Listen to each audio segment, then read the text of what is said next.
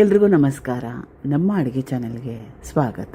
ಇವತ್ತಿನ ವಿಶೇಷ ರುಚಿಕರವಾಗಿರೋ ಅಂಥ ರೈಸ್ ರೆಸಿಪಿ.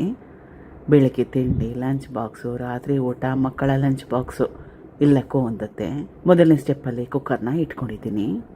2ರಿಂದ 3 ಚಮಚದಷ್ಟು ಎಣ್ಣೆ ಅಥವಾ ತುಪ್ಪ, ಕಟ್ ಮಾಡಿ ಇಟ್ಕೊಂಡಿರೋ ಒಂದು ದೊಡ್ಡ ಈರುಳ್ಳಿ ಹಾಕೊಂಡ್ಮೇಲೆ ತೀರನೇ ಜಾಸ್ತಿ ಕೆಂಪಾಗೋವರೆಗೂ ಬೇಯಿಸ್ಕೊಳ್ಳೋ ಅವಶ್ಯಕತೆ ಏನಿಲ್ಲ.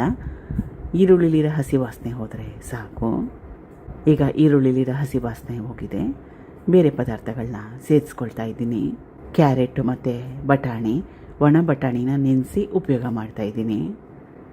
ಒಂದು ಮೀಡಿಯಮ್ ಸೈಜ್ ಚೆನ್ನಾಗಿ ಹಣ್ಣಾಗಿರೋ ಟೊಮೆಟೊ ಕಲಿಸ್ಕೊಂಡು ಎಣ್ಣೆಯಲ್ಲಿ ಇದನ್ನು ಸುಮಾರು ಒಂದು 5 ನಿಮಿಷ ಬೇಯಿಸ್ಕೊಳ್ಳೋದ್ರಿಂದ ಮತ್ತಷ್ಟು ಟೇಸ್ಟಿಯಾಗಿ ಬರುತ್ತೆ. ಇದು ಬೇಯಷ್ಟರಲ್ಲಿ ಇದಕ್ಕೆ ಮಸಾಲೆನ ರುಬ್ಬಾಕ್ಕೊಳ್ತಾ ಇದ್ದೀನಿ.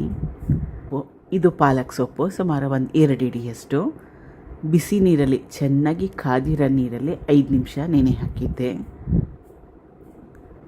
ಹಸಿ ಶುಂಠಿ, ಬೆಳ್ಳುಳ್ಳಿ, ಹಸಿರು ಮೆಣಸಿನ್ಕಾಯಿ, ಚಕ್ಕೆ, ಲವಂಗ, ಏಲಕ್ಕಿ, ಇದು ಕೊತ್ತಂಬರಿ ಸೊಪ್ಪಿನ ಕಡ್ಡಿಗಳು.